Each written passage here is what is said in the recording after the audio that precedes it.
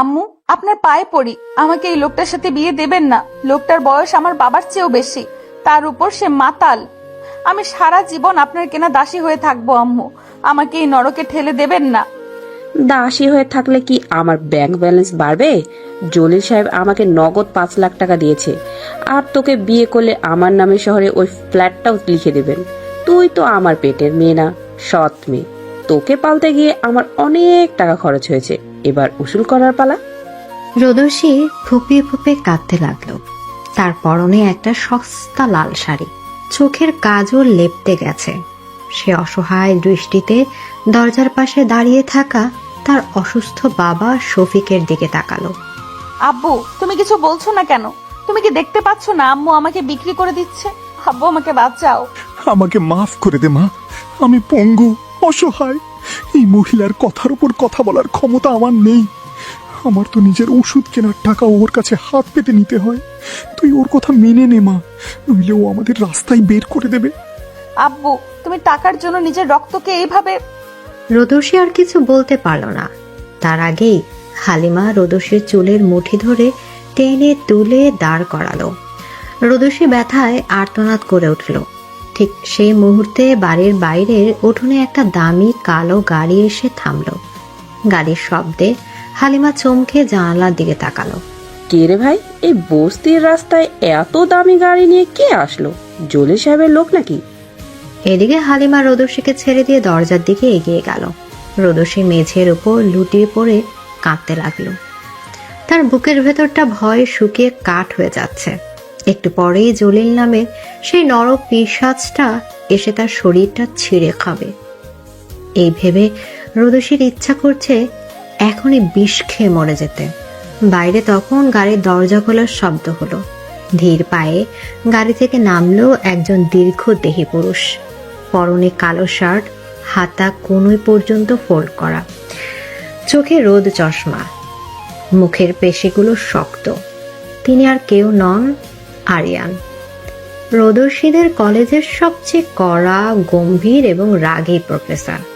সাথে নামলো তার বন্ধু কবির। আরিয়ান, তুই নিশ্চিত এইটাই তোর সেই টপার স্টুডেন্টের বাসা? বস্তির ভেতর এত বাজে অবস্থা, তুই এখানে কেন আসলি? আমার স্টুডেন্ট টানা 3 দিন ধরে কলেজে অনুপস্থিত।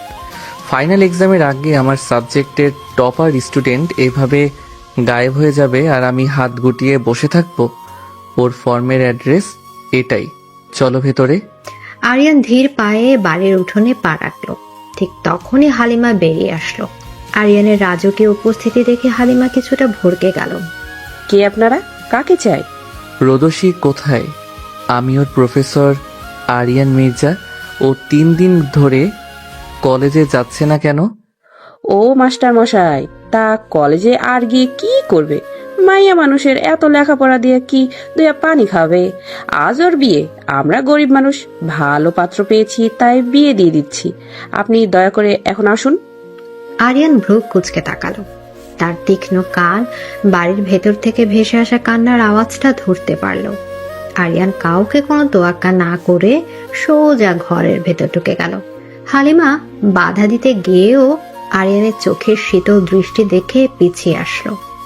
আরিয়ান ঘরের ভেতর ঢুকে দেখল মেঝেতে লাল শাড়ি পরে রোদসী পড়ে আছে। মেয়েটার চোখ মুখ ফুলে গেছে কেঁদে কেঁদে। আরিয়ানকে দেখে রোদসী চমকে উঠল। ভয়ে সে আরো গুটিয়ে গেল। তার কড়া, স্যার এখানে কেন? স্যার, আপনি? উঠে দাঁড়াও রোদসী। স্যার, আমাকে বাঁচান, ওরা আমাকে একটা মাতাল বুড়োর কাছে বিক্রি করে দিচ্ছে। স্যার, আমি পড়তে চাই, আমি মরে যাব স্যার। রোদসীর আকুতি শুনে আরিয়ানের বুকের ভেতরটা কেমন যেন করে উঠল। সে কখনো এই চটপটে বকবক করা মেয়েটাকে এভাবে কাঁদতে দেখেনি। ক্লাসে সবসময় সে মেয়েটাকে বকা দিত বেশি কথা বলার জন্য, আর আজ এই মেয়েটা ভয়ে কাঁপছে। ঠিক তখনই ঘরে প্রবেশ করলো জলিল। লোকটার বয়স 50-এর কাছাকাছি। দাঁতগুলো পানের রসে লাল, চোখ দুটো নেশায় টলটলে। কিরে হালিমা, আমার বউ রেডি তো? কাজী তো বাইরে বসে আছে। আরে এই ছোকরাকে ঘরের ভেতর কি করে? জলিল ভাই, ও রোদসীর মাস্টার। আপনি কাজিরে ডাক দেন, এক্ষুনি বিয়ে পড়াই দেব। এই লোকটার সাথে বিয়ে দিচ্ছেন আপনি নিজের মেয়ের? আপনার কি ন্যূনতম বিবেক বলে কিছু নেই? ওই মিয়া, আপনি মাস্টার মানুষ, মাস্টারি করেন। আমার মেয়ের আমি যা খুশি তাই করব। আপনি বের হন আমার বাড়ি থেকে। এই ছোকরা, বেশি তেরামেরি করলে কিন্তু আমার লোক দিয়ে হাত পা ভেঙে বস্তায় ভরে নদীতে ভাসাই দেব। আমার মাল আমি কিনে নিচ্ছি 5 লাখ টাকা দিয়ে। সর সামনে থেকে। জলিল কথাগুলো বলে রোদসীর হাত ধরতে হাত বাড়ালো। রোদসী ভয়ে চিৎকার করে চোখ বন্ধ করে নিল। কিন্তু জলিলের হাত রোদসীর গায়ে পড়ার আগেই আরিয়ান জলিলের হাতটা শূন্যে খপ করে ধরে ফেলল। আরিয়ানের চোখ দিয়ে যেন আগুন ঝরছে। এই হাতে যদি আর 1 ইঞ্চি সামনে বাড়িয়েছিস তবে হাতটা শরীর থেকে আলাদা করে দেব। তুই চিনিস আমি কে? আর তুই চিনিস আমি কে? কবির, পুলিশ সুপার ইমরানকে ফোন কর, বল এখানে একজন মাইনর মেয়েকে জোর করে টাকার বিনিময়ে বিক্রি করা হচ্ছে। আর এই লোকটার ব্যাকগ্রাউন্ড চেক করতে বল। এর নামে কয়টা মামলা আছে আমি দেখতে চাই। পুলিশের নাম শুনে জলিলের নেশা কিছুটা ছুটে গেল। হালিমাও ভয় পেয়ে গেল। মাস্টার সাহেব, পুলিশ ডাকবেন না, কিন্তু আপনি কে বাধা দেওয়ার? আপনি বাধা দেবেন, কাল আমি ওকে অন্য কোথাও বিক্রি করে দেব। আপনি তো আর ওর দায়িত্ব নেবেন না, সারা জীবন কি পাহারা দেবেন? হালিমার কথা শুনে আরিয়ান থমকে দাঁড়ালো। কথাটা চরম সত্য। আজ বাঁচালে কাল এর আবার রোদেশির ক্ষতি করবে। মেয়েটার বাবা পঙ্গু, কোনো ক্ষমতা নেই। আরিয়ান রোদেশির দিকে তাকালো। মেয়েটা 2 হাতে মুখ ঢেকে ডুকরে ডুকরে কাঁদছে। আরিয়ানের মনের ভেতরে একটা দীর্ঘ নীরবতা কাজ করলো। সে কি করবে? একটা গভীর শ্বাস নিয়ে আরিয়ান এমন একটা কথা বলল যা শুনে ঘরের সবাই স্তব্ধ হয়ে গেল। আমি ওর দায়িত্ব নেব সারা জীবনের জন্য। স্যার, মানে কি? কিসের দায়িত্ব নেবেন? কাজী বাইরে বসে আছে, বললেন না? কাজীকে ভেতরে আসতে বলুন। রোদসীর বিয়ে আজই হবে, তবে এই মাতাল নরপিশাচটার সাথে নয়, আমার সাথে। আরিয়ান, তুই পাগল হয়েছিস? তুই রাগের মাথায় কি ডিসিশন নিচ্ছিস বুঝতে পারছিস? আন্টি আঙ্কেল কি মেনে নেবে এই বিয়ে? কবির, তুই আমাকে চিনিস, আমি যা বলি ভেবে চিন্তেই বলি। এই মেয়েটাকে এই নরকে রেখে আমি শান্তিতে ঘুমাতে পারবো না। কাজীকে ডাক। জলিল আর থাকতে না পেরে গজ গজ করতে করতে লোক লস্কর নিয়ে বেরিয়ে গেল। হালিমা বোকার মতো দাঁড়িয়ে রইল। আরিয়ান রোদসীর সামনে এসে হাঁটু পেরে বসলো। রোদসী তখন কাঁদছে। রোদসী, আমার চোখের দিকে তাকাও। স্যার, আপনি এসব কি বলছেন? আপনি আমাকে কেন? আমি তোমাকে বাঁচানোর জন্য বিয়ে করছি। তুমি যদি চাও আমি চলে যাই, তবে আমি এখনই চলে যাব। কিন্তু আমি গেলে কাল এরা তোমার সাথে আবার একই কাজ করবে। তুমি কি আমাকে বিশ্বাস করতে পারো? রোদসী আরিয়ানের গভীর শান্ত চোখের দিকে তাকালো। সেই চোখে কোনো লালসা নেই, কোনো লোভ নেই, আছে শুধু এক অদ্ভুত নির্ভরতা। যে বাবা তাকে রক্ষা করতে পারেনি, সেখানে মানুষটা তার জন্য ঢাল হয়ে দাঁড়িয়েছে। রোদসী ধীরে ধীরে মাথা নেড়ে সম্মতি জানালো। 15 মিনিটের মধ্যে কাজী বিয়ে পড়িয়ে দিল। আরিয়ান নিজের ওয়ালেট থেকে 1000 টাকার কয়েকটা নোট কাজীর হাতে দিল। তারপর হালিমার দিকে ঘুরে দাঁড়ালো। আজ থেকে রোদসী আমার স্ত্রী। ওর দিকে যদি দ্বিতীয়বার নজর দেওয়ার চেষ্টা করেছেন কিংবা ওর বাবাকে কষ্ট দিয়েছেন, তবে আপনাদের আমি জেলের ভাত খাওয়াব। কবির, রোদসীকে গাড়িতে নিয়ে চল। আরিয়ান রোদসীর হাত ধরে টেনে তুলল। রোদসী নিজের বাবার দিকে একবার তাকালো। শফিক দূর থেকে চোখের পানি মুছল। রোদসী নিঃশব্দে আরিয়ানের পিছু পিছু গাড়িতে গিয়ে বসলো। গাড়ি চলতে শুরু করলো আরিয়ানের বাড়ির উদ্দেশ্যে। গাড়ির ভেতর পিনপতন নীরবতা। রোদসী জানলার বাইরে তাকিয়ে কাঁদছে। তার কান্না শব্দহীন, কিন্তু শরীরের কাঁপুনি বলে দিচ্ছে তার বুকের ভেতর কতটা ঝড় হয়েছে। আরিয়ান স্টিয়ারিং এর হাত রেখে আর চোখে রোদসীর দিকে তাকালো। কান্না থামাও। আমার গাড়িতে বসে কেউ কাঁদলে আমার কনসেন্ট্রেশন ব্রেক হয়। আমি ইচ্ছে করে কাঁদছি না স্যার, আমার খুব ভয় করছে। আপনার পরিবার কি আমাকে মেনে নেবে? আমি তো গরিব। আমার পরিবার কি মেনে নেবে সেটা আমি বুঝবো। তুমি শুধু একটা কথা মাথায় রাখবে, তুমি এখন আরিয়ান মির্জার স্ত্রী। কেউ তোমাকে একটা কথা শোনানোর অধিকার রাখে না। আরিয়ান ড্যাশবোর্ড থেকে একটা টিস্যু বক্স বের করে রোদসীর কোলের উপর রাখলো। রোদসী টিস্যু নিয়ে চোখ মুছল।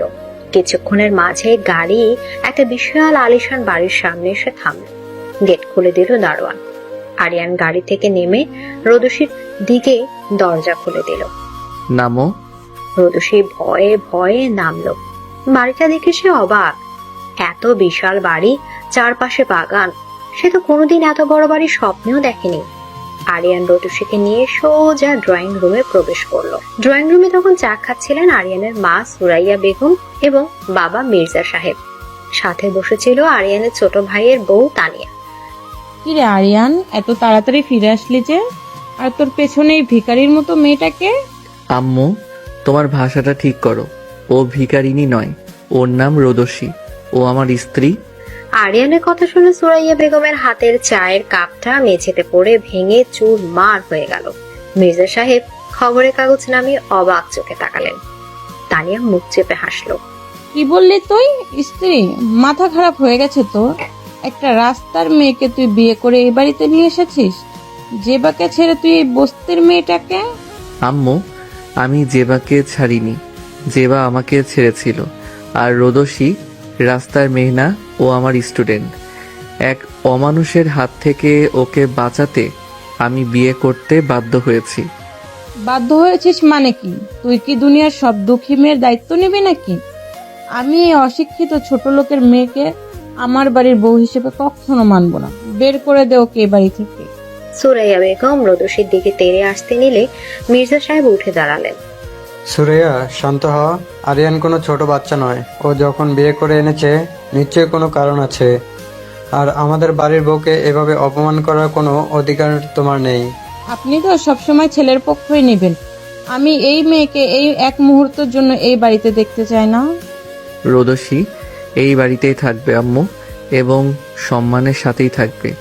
যদি তোমাদের মনে হয় আমি ভুল করেছি, তবে আমি ওকে নিয়ে কালই আমার অন্য ফ্ল্যাটে চলে যাব। কিন্তু রোদসীকে কেউ অপমান করলে আমি চুপ থাকবো না। রোদসী, আমার সাথে আসো। আরিয়ান রোদসীর হাত ধরে সিঁড়ি বেয়ে সোজা দোতলায় নিজের ঘরের দিকে চলে গেল। রোদসী শুধু মাথা নিচু করে ফুপিয়ে কাঁদছে। এত বড় বাড়িতে পা দিতেই তাকে এত বড় অপমানের শিকার হতে হলো। আরিয়ান রোদসীকে নিয়ে নিজের বিশাল বেডরুমে ঢুকলো। ঘরটা খুব সুন্দর করে গোছানো, সাদা আর কালো থিমের ইন্টেরিয়র। আরিয়ান দরজাটা লক করে দিল। রোদসী দরজার কাছে জড়ো সড়ো হয়ে দাঁড়িয়ে রইল। ওইখানে পুতুলের মতো দাঁড়িয়ে আছো কেন? ভেতরে আসো। স্যার, আমি কি ফ্লোরে ঘুমাবো? রোদসীর কথা শুনে আরিয়ান থমকে গেল। সে ধীরে ধীরে নিজের হাতের ঘড়িটা খুলতে খুলতে রোদসীর দিকে এগিয়ে আসলো। রোদসী ভয়ে দুপা পিছিয়ে গেল। আরিয়ান রোদসীর পিঠ সামনে এসে দাঁড়ালো। তার দীর্ঘ শরীরটার ছায়ায় রোদসী যেন ঢেকে গেল। তুমি আমাকে ভয় পাচ্ছ কেন? আমি কি বাঘ না ভাল্লুক যে তোমাকে খেয়ে ফেলবো? না স্যার, মানে আমি তো আপনার ছাত্রী। আপনি আমার এত বড় উপকার করলেন, আমি আপনার যোগ্য না স্যার। আপনি আপনি আপনার মায়ের কথায় আমাকে ছেড়ে দেবেন না তো? রোদসী, শোনো, আমি তোমাকে বিয়ে করেছি তোমাকে একটা নিরাপদ আশ্রয় দেওয়ার জন্য। আমি জানি তুমি বয়সে অনেক ছোট, তোমার সাথে রোমান্স করা বা বাসর রাত পালন করার কোনো মানসিকতা আমার নেই। তুমি আমার স্ত্রী, খাতায় কলমে এবং সামাজিকভাবে, কিন্তু তোমার উপর আমি কোনো অধিকার ফলাতে আসব না। তুমি স্বাধীন। স্যার। আর হ্যাঁ, আমাকে স্যার ডাকা বন্ধ করো। তুমি এখন কলেজে নও, আমার বাড়িতে। তুমি আমাকে আপনি করে বলতে পারো বা নাম ধরে ডাকতে পারো, কিন্তু স্যার ডাকবে না। আচ্ছা স্যার, মানে আচ্ছা, কিন্তু আমি ঘুমাবো কোথায়? তুমি বিছানায় ঘুমাবে, আমি কাউচে ঘুমাবো। না না, আপনি বিছানায় ঘুমান, আমি নিচে ঘুমিয়ে পড়বো। আমার অভ্যাস আছে। আপনি তো সারাদিন এত কষ্ট করেন, আপনার কাউচে ঘুমালে পিঠে ব্যথা করবে। রোদসীর এত সহজ আর যত্নশীল কথা শুনে আরিয়ান কিছুটা অবাক হলো। মেয়েটা এতটা অবহেলার শিকার হয়েও অন্যের কষ্টের কথা ভাবছে। আরিয়ান আলমারি থেকে নিজের একটি টি শার্ট আর ট্রাউজার বের করে রোদসীর দিকে এগিয়ে দিল। বেশি কথা বলবে না, যা বলছি তাই করো। ওই শাড়ি পরে ঘুমাতে পারবে না। ওয়াশরুমে গিয়ে ফ্রেশ হয়ে আমার এই কাপড়গুলো পরে নাও, অনেক বড় হবে। কিন্তু আপাতত আজকের রাতটা চালিয়ে নাও, কাল তোমার জন্য নতুন কাপড়ের ব্যবস্থা করব। রোদসী আর কথা না বাড়িয়ে চুপচাপ কাপড়গুলো নিয়ে ওয়াশরুম চলে গেল। এদিকে আরিয়ান বিছানায় বসে একটা গভীর শ্বাস নিল। জীবনের কি অদ্ভুত এক বাঁক, যে মেয়েটাকে সে ক্লাসে সবসময় বকা দিত, আজ সে মেয়েটাই তার স্ত্রী। কিছুক্ষণ পর রোদসী ওয়াশরুম থেকে বের হলো। আরিয়ানের বিশাল টি-শার্টটা রোদসীর হাঁটু পর্যন্ত চলে গেছে, চুলগুলো ভেজা। তাকে দেখে সত্যি একটা ছোট বাচ্চার মতো লাগছে। আরিয়ান আর চোখে একবার তাকিয়ে নিজের ল্যাপটপটা খুলে কাউচে গিয়ে বসলো। বিছানায় গিয়ে ঘুমাও, লাইট অফ করে দিচ্ছি। আপনি ঘুমাবেন না? আমার কাজ আছে, তুমি ঘুমাও। রোদেশে ধীরে ধীরে বিছানায় গিয়ে শুলো। নরম গদি, এসে ঠান্ডা বাতাস আর এক অদ্ভুত নিরাপত্তা। রোদেশে আরিয়ানের দিকে তাকালো। লোকটা ল্যাপটপের আলোয় ডুবে আছে। রোদেশে চোখ দিয়ে আবার এক ফোঁটা পানি গড়িয়ে পড়লো। তবে এবার আর ভয়ের নয়, শান্তি। সে বিড়বিড় করে বলল, ধন্যবাদ। আরিয়ান কথাটা শুনতে পেয়েও না শোনার ভান করে ল্যাপটপে টাইপ করতে লাগলো। কিন্তু তার ঠোঁটের কোণে একটা সূক্ষ্ম হাসির রেখা ফুটে উঠল। এভাবেই শুরু হলো এক অপ্রত্যাশিত বাঁধন, যেখানে অভিমান আর ভালোবাসার অনেকগুলো আবালা গল্প ধীরে ধীরে জন্ম নেবে। এদিকে সকালে স্নিগ্ধ আলো জানালার পর্দা ভেদ করে ঘরের ভেতর প্রবেশ করেছে। রোদসীর ঘুম ভাঙলো পাখির ডাকে। সে চোখ মেলে তাকাতে বুঝতে পারলো জায়গাটা তার সেই ভাঙাচোরা বস্তির ঘর নয়, এটা একটি বিশাল বিলাসবহুল বেডরুম। নরম বিছানায় শুয়ে থাকতে থাকতে গত রাতের ভয়ঙ্কর ঘটনাগুলো তার চোখের সামনে ভেসে উঠল। সে ধরফর করে উঠে বসলো। বুকের ভেতরটা কেমন যেন ছ্যাদ করে উঠল। আরিয়ান কোথায়? আপনি এত ভালো কেন স্যার? আমার মতো একটা ফালতু মেয়ের জন্য আপনি নিজের মায়ের কাছেও কথা শুনলেন, আবার সারা রাত কাউচে বসে কাটিয়ে দিলেন। রোদসী আলতো করে ল্যাপটপটা আরিয়ানের কোল থেকে সরিয়ে পাশের টেবিলে রাখলো। ঠিক তখনই আরিয়ান চোখ খুলে তাকালো। রোদসী চমকে দুপা পিছিয়ে গেল। তুমি এত সকালে উঠে পড়েছো? জি মানে জি, আপনার ঘুম ভেঙে দিলাম আমি? না, এমনিতেও উঠতাম। তুমি ফ্রেশ হয়ে নাও। কবির সকালে এসে তোমার জন্য কিছু কাপড় দিয়ে গেছে, খাটের উপর রাখা আছে, দেখো।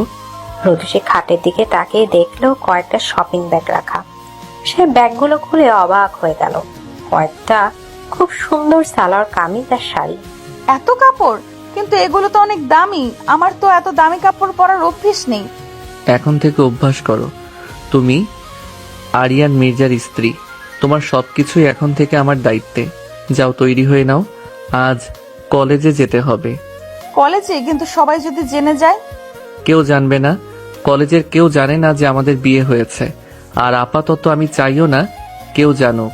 তুমি তোমার পড়াশোনায় ফোকাস করবে, আর কেউ জিজ্ঞেস করলে বলবে তুমি 3 দিন অসুস্থ ছিলে, ব্যাস। রোদেশে মাথা নেড়ে ওয়াশরুমে চলে গেল। কিছুক্ষণ পর সে একটা হালকা নীল রঙের কামিজ পরে বের হলো। ভেজা চুলগুলো পিঠে ছড়ানো, কাজল ছাড়া বড় বড় চোখগুলোতে এক অদ্ভুত মায়া। আরিয়ান নিজের শার্টের বোতাম লাগাতে লাগাতে আয়নার ভেতর দিয়ে রোদেশীর দিকে তাকালো। এক মুহূর্তের জন্য তার হাত থমকে গেল। মেয়েটাকে সত্যি খুব মায়াবী লাগছে, কিন্তু পরক্ষণে সে নিজের গম্ভীর রূপ ফিরে আনলো। নিচে চলো, ব্রেকফাস্ট করে বের হব। রোদেশী আরিয়ানের পিছু পিছু নিচে নামলো।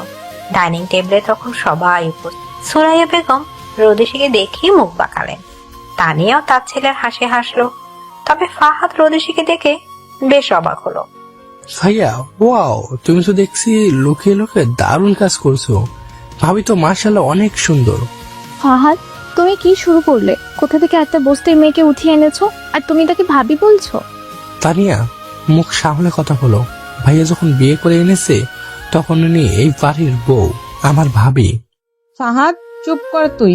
আর আরিয়ান, তুই এই মেয়েকে আমার ডাইনিং টেবিলে কেন এনেছিস? ওর জায়গা তো কাজের লোকদের সাথে রান্নাঘরে হওয়া উচিত। সুরাইয়া বেগমের কথা শুনে রোদেশীর চোখে পানি চলে আসলো। সে মাথা নিচু করে দাঁড়িয়ে রইল। আরিয়ান চেয়ার টেনে বসতে যাচ্ছিল। মায়ের কথা শুনে সে সোজা হয়ে দাঁড়ালো। তার চোখের দৃষ্টি মুহূর্তে হিম শীতল হয়ে গেল। আম্মু, আমি তোমাকে কাল রাতেও বলেছি, আজও বলছি, রোদসী আমার স্ত্রী। ওর সম্মান এই বাড়িতে আমার সম্মানের সমান। তুমি যদি ওকে এই টেবিলে বসে খেতে দিতে না চাও, তবে আমিও আজ থেকে এই টেবিলে খাবো না। রোদসী, চলো এখান থেকে। সুমাইয়া, তুমি দিন দিন মাত্রা ছাড়িয়ে যাচ্ছ। আরিয়ান, তুই বস। রোদসীমা, তুমিও বসো। ফাহাদের পাশে বস। আরিয়ান রোদেশের হাত ধরে ফাহাদের পাশে চেয়ারটায় বসিয়ে দিল। রোদেশী ভয়ে জড়সড় হয়ে বসে রইল। সে প্লেটের দিকে তাকিয়ে আছে, কিছুই মুখে তুলছে না। ভাবি, তুমি এত নার্ভাস কেন হচ্ছ? আমি ফাদ, ভাইয়ার ছোট ভাই। তুমি আমাকে ফ্রেন্ড ভাবতে পারো। নাও, পরোটা নাও। ধন্যবাদ। ফাহাদ, তোর ভাবিকে একটু কম কথা বলতে বলবি, ও বড্ড বেশি বকবক করে। হ্যাঁ হ্যাঁ ভাইয়া, তোমার মতো গভীর মানুষের সাথে একটা বক বক করা বউই মানায়। রোদেশী আর চোখে আরিয়ানের দিকে তাকালো। মানুষটা কি সুন্দর করে তাকে রক্ষা করছে সবার সামনে। নাওয়া খাওয়া শেষ করে আরিয়ান রোদেশীকে নিয়ে গাড়িতে উঠলো। কলেজের গেটের একটু আগে তোমাকে নামিয়ে দেব, তুমি হেঁটে ঢুকবে। আমি চাই না কেউ আমাদের একসাথে দেখুক। জি স্যার। আচ্ছা। কলেজের কাছে আসতেই রোদেশী গাড়ি থেকে নেমে গেল। সে ধীর পায়ে কলেজের গেট দিয়ে ঢুকলো। 3 দিন পর সে কলেজে এসেছে। তার বুকের ভেতর একটা অজানা ভয় কাজ করছে। ক্লাসে ঢুকতেই তার প্রিয় বান্ধবী মিতু দৌড়ে এসে তাকে জড়িয়ে ধরলো। কিরে রোদসী, তুই 3 দিন ধরে কোথায় ছিলি? তোর ফোনও বন্ধ। আমি তো ভয়ে মরেই যাচ্ছিলাম। আসলে আমার খুব জ্বর ছিল রে, তাই আসতে পারিনি। জ্বর? কই জ্বর? তোর মুখটা তো কেমন ফ্যাকাশ হয়ে আছে। যাই হোক, আজ কিন্তু আরিয়ান স্যারের স্পেশাল ক্লাস আছে। তুই তো স্যারের ফেভারিট স্টুডেন্ট। স্যার তোকে অনেক খুঁজছিল। রোদসীর বুকটা কেঁপে উঠলো। ক্লাসে আরিয়ান স্যার কেমন আচরণ করবে কে জানে। কিছুক্ষণ পর আরিয়ান ক্লাসে প্রবেশ করলো। তার সেই চিরচেনা গম্ভীর রূপ। রোদসী একদম পেছনের বেঞ্চে মাথা নিচু করে বসে আছে। আরিয়ান অ্যাটেন্ডেন্স ডাকার সময় রোদসীর নাম আসতেই সে শুধু একবার রোদসীর দিকে তাকালো। রোদসী, তুমি 3 দিন ক্লাসে আসনি। মেক শিওর তুমি মিতুর কাছ থেকে নোটসগুলো কালেক্ট করে নিচ্ছ। জি স্যার। ক্লাস শেষে আরিয়ান লাইব্রেরির দিকে যাচ্ছিল। রোদেশীও একটা বই জমা দেওয়ার জন্য লাইব্রেরি করিডোর দিয়ে হাঁটছিল। হঠাৎ সে দেখলো আরিয়ানের সামনে জেবা ম্যাম দাঁড়িয়ে আছেন। জেবা কলেজের ইংরেজি ডিপার্টমেন্টের লেকচারার এবং আরিয়ানের প্রাক্তন প্রেমিকা। রোদেশী একটা পিলারের আড়ালে দাঁড়িয়ে তাদের কথা শুনতে লাগলো। আরিয়ান, তুমি আজকাল আমাকে এত ইগনোর করছো কেন? আমি তো তোমার কাছেই ফিরে আসতে চাচ্ছি। জেবা, আমি তোমাকে আগেও বলেছি, আমাদের মাঝে যা ছিল তা অনেক আগেই শেষ হয়ে গেছে। এখন তুমি আমার শুধুই একজন কলিগ। দয়া করে লিমিট ক্রস করো না। কেন আরিয়ান, তুমি কি অন্য কাউকে পছন্দ করো? কে সে? জেবার কথাগুলো শুনে রোদেশীর বুকের ভেতরটা কেমন যেন জ্বলে উঠলো। এই প্রথম তার মনে হলো, জেবা ম্যাম কেন আরিয়ান স্যারের এত কাছে দাঁড়িয়ে কথা বলছেন? কেন স্যারের শার্ট ধরছেন? স্যার তো শুধু তার, মানে স্যার তো তাকে বিয়ে করেছেন। রোদেশীর চোখের কোণে পানি জমলো। সে সেখান থেকে দৌড়ে বাইরে চলে আসলো। বাইরে তখন ঝুম বৃষ্টি হয়েছে। রোদেশী কলেজের বারান্দায় দাঁড়িয়ে বৃষ্টির দিকে তাকিয়ে আছে। তার বুকের ভেতরটা অভিমানে ভারী হয়ে আছে। সে জানে আরিয়ানের সাথে তার বিয়েটা শুধু একটা চুক্তি, একটা বাধ্যবাধকতা। কিন্তু তবুও কেন তার এত কষ্ট হচ্ছে? হঠাৎ পেছন থেকে কেউ একজন বলে উঠলো, কি রোদসী সুন্দরী, একা একা বৃষ্টি দেখছো? রোদেশী চমকে পেছনে ফিরে তাকালো। রকিব তানিয়ার ছোট ভাই, সেই কলেজেই পড়ে। ছেলেটার স্বভাব একদম ভালো না। সে প্রায় রোদেশীকে বিরক্ত করে। আপনি এখানে কি করছেন? আরে এত রাগ করো কেন? তুমি 3 দিন আসোনি। জানো তোমার জন্য আমার কত মন খারাপ ছিল। চলো না বৃষ্টিতে একসাথে একটু ভেজি। ফালতু কথা বলবেন না, আমার থেকে দূরে থাকুন। আরে বাবা, এ তো ডেমাক কিসের? তুমি তো সেই গরিবের মেয়েই। আমি যদি তোমায় একটু সঙ্গ দেই, তোমার তো খুশি হওয়া উচিত। রাকিব রোদেশীর হাত ধরার জন্য হাত বাড়ালো। রোদেশী ভয়ে চোখ বন্ধ করে ফেললো। কিন্তু হঠাৎ রাকিবের একটা আর্তনাদ শোনা গেল। রোদেশী চোখ খুলে দেখলো আরিয়ান রাকিবের কলার চেপে ধরে তাকে শূন্যে তুলে ধরেছে। আরিয়ানের চোখগুলো তখন রাগে রক্তবর্ণ। তোর সাহস তো কম না রকিব। তুই আমার কলেজের ভেতরে আমার স্টুডেন্টের গায়ে হাত তোলার চেষ্টা করছিস। স্যার, আমি তো শুধু কথা বলছিলাম। আজ শুধু কথা বলছিস? কাল কি করবি? যদি আরেকবার তোকে রোদসীর আশেপাশে দেখেছি, তবে তোর ওই তানিয়া আপুও তোকে আমার হাত থেকে বাঁচাতে পারবে না। Get out from here. Aryan রকিবকে সজোরে ধাক্কা দিয়ে ফেলে দিল। রকিব কোনো মতে উঠে দৌড়ে পালিয়ে গেল। রোদসী তখনও ভয়ে কাঁপছে। আরিয়ান ধীর পায়ে রোদসীর দিকে এগিয়ে আসলো। সে রোদসীর হাতটা শক্ত করে ধরে তাকে টেনে নিয়ে গেল একদম ফাঁকা লাইব্রেরির ভেতর। লাইব্রেরির ভেতর তখন পিন পতন নীরবতা। বাইরে অঝোর ধারায় বৃষ্টি পড়ছে। আরিয়ান রোদসীকে একটা বুক শেলফের সাথে চেপে ধরলো। তার দুই হাত রোদসীর মাথার দুপাশে শেলফের উপর রাখা। আরিয়ানের উষ্ণ নিঃশ্বাস রোদসীর মুখে পড়ছে। তুমি ওখানে দাঁড়িয়ে ওই ফালতু ছেলেটার কথা শুনছিলে কেন? তুমি প্রতিবাদ করতে পারো না? আমি তো সরে আসছিলাম স্যার, ও তো জোর করে। আমি তোমাকে বলেছি না আমাকে স্যার ডাকবে না? আমি তোমার স্বামী। তোমার উপর কেউ অধিকার খাটাতে আসলে তুমি তাকে সপাটে চড় মারবে। তুমি এত ভীতু কেন রোদসী? আমি তো গরিব স্যার, আমার তো কেউ নেই। আমি প্রতিবাদ করলে যদি ওরা আমার ক্ষতি করে? কেউ নেই মানে? আমি কি মরে গেছি? আমি তোমাকে কথা দিয়েছি না আমি তোমার ঢাল হয়ে থাকবো। তুমি কি আমাকে একটুও বিশ্বাস করো না? আরিয়ানের কথায় রোদসীর বুকের ভেতরে খুব সব অভিমানে যেন গলে পানি হয়ে গেল। সে তার নিজেকে ধরে রাখতে পারল না। জেবাকে নিয়ে তার যে অভিমানটা তৈরি হয়েছিল সেটাও চোখের পানি হয়ে বেরিয়ে আসলো। আপনি তো জেবা ম্যামের সাথে কথা বলেছিলেন, ম্যাম তো আপনার শার্ট ধরেছিল। আপনি তো কিছু বলেননি। আমি তো শুধু নামে মাত্র স্ত্রী। আমি অধিকার খাটাতে গেলে যদি আপনি আমাকে দূরে ঠেলে দেন। রোদসীর কথা শুনে আরিয়ান অবাক হয়ে গেল।